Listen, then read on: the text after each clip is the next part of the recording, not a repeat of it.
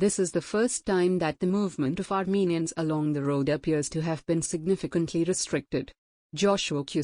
tensions have again boiled over between Armenia and Azerbaijan, with multiple exchanges of fire in recent days and traffic restricted by Azerbaijani forces on two roads along the border with Armenia.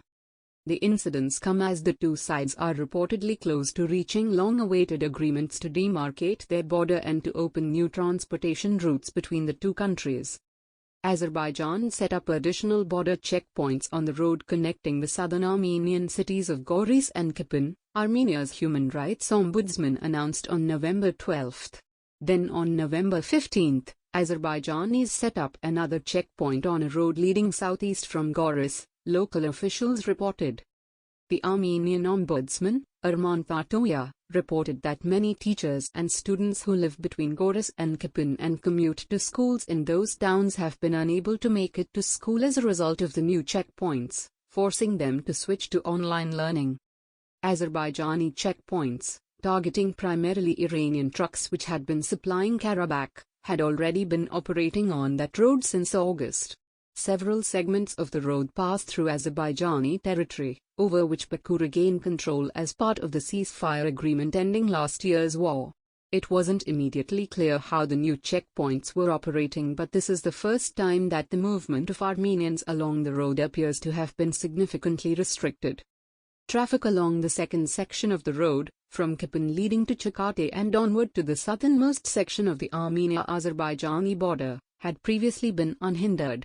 But in the middle of the night on November 15, Azerbaijani troops set up a new checkpoint in another segment that passes through a slice of Azerbaijani territory, at the village Gazanchi. Locals who live further along the road have not been told what the Azerbaijanis' intentions there are, local officials said. The mayor of Chakate, Arahut told local news website news.am that he had travelled to Kapan the morning of November 15 but wasn't sure if he would be able to make it back. It's not even possible to get there, even by foot, without that road, he said.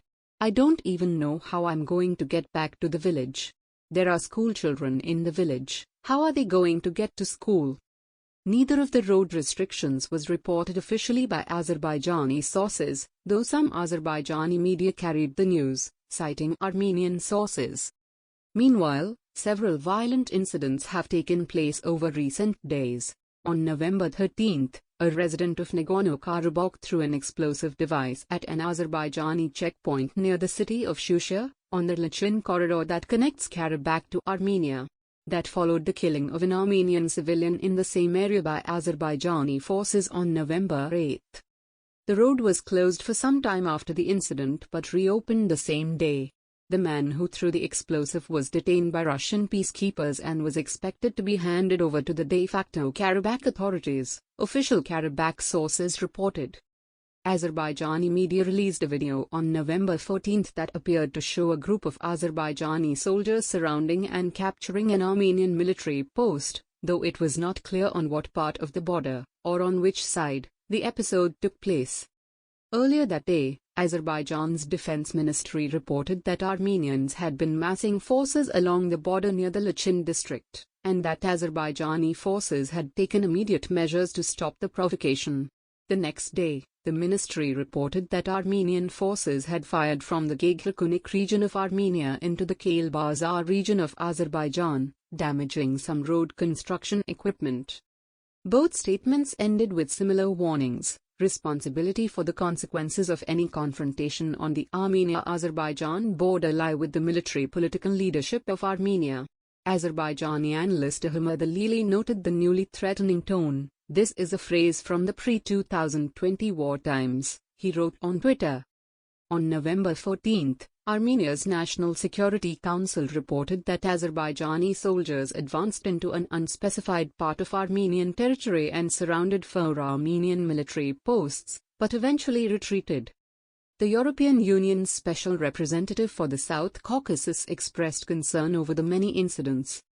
All of this took place as the two sides were reportedly negotiating over 2 new agreements, one on formally demarcating the border and another on opening a new transportation route, or routes, between the two countries, including from Azerbaijan through southern Armenia to the Azerbaijani exclave of Nakhchivan. Ahead of the blocking of the Goris-Kapan road, Armenian Prime Minister Nikol Pashinyan warned that it might be coming. At a November 11 cabinet meeting, he said that Azerbaijan was using its effective control over the road as a bargaining chip to demand that Armenia give it a corridor through southern Armenia, that is a road or railroad over which Azerbaijan would have some sort of sovereignty. Pashinyan criticized Baku for trying to impose what he called corridor logic on Yerevan. Yesterday we received an unofficial warning that starting on November 11, they would start conducting customs and passport control of Armenian citizens on the Azerbaijani section of the road, Pashinyan said. After receiving the warning, we are directing our citizens to take the Kapan-Oganitete road, he said, referring to an alternative road that Armenians have been constructing that does not pass through Azerbaijani territory. It would have been possible to negotiate that there was no control over that Azerbaijani section, but the price for that would have been corridor logic, transit on the routes to Nakhchivan, which was unacceptable for us. The two sides, along with Russia, have been discussing the transportation question via a series of meetings of the deputy prime ministers of the three countries. While few details have emerged, the crux of the dispute appears to be the level of control that the various parties will have over the road. Azerbaijan President Ilham Aliyev and other officials use the phrase Jangazer corridor to describe the new transport routes, implying that it will enjoy sovereignty over the territory. But government-connected analysts have been suggesting that Azerbaijan is angling for something less, such as a road and/or railroad that Azerbaijanis can use without customs controls from the Armenian side. What Azerbaijan wants is no checkpoints, not to have to stop at the border, Anar Waliyev, an Azerbaijani analyst and the dean of the Azerbaijan Diplomatic Academy, told regional analyst Thomas Dewal in October. We are in a situation where we have leverage, we have time and we can dictate terms.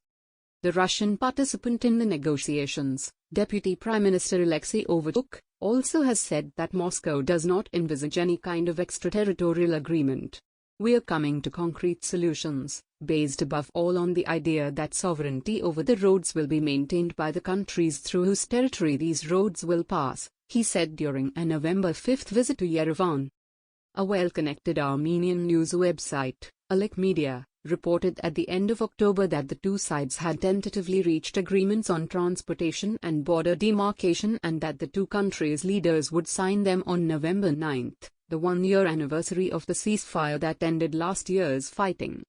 That sparked a wave of speculation in Armenia about the potential for new concessions, and Alik later reported that Pashinyan pulled out of that agreement. Azerbaijani sources told EurasiaNet, on condition of anonymity, that they believed that Baku was using the escalation of tensions to push Yerevan back to the table. The foreign ministers of Armenia and Azerbaijan, along with the American, French, and Russian representatives of the Minsk Group, the body that has been mediating discussions on the conflict since the 1990s, met in Paris on November 11. It is not yet known when the two sides will next have a high-level meeting.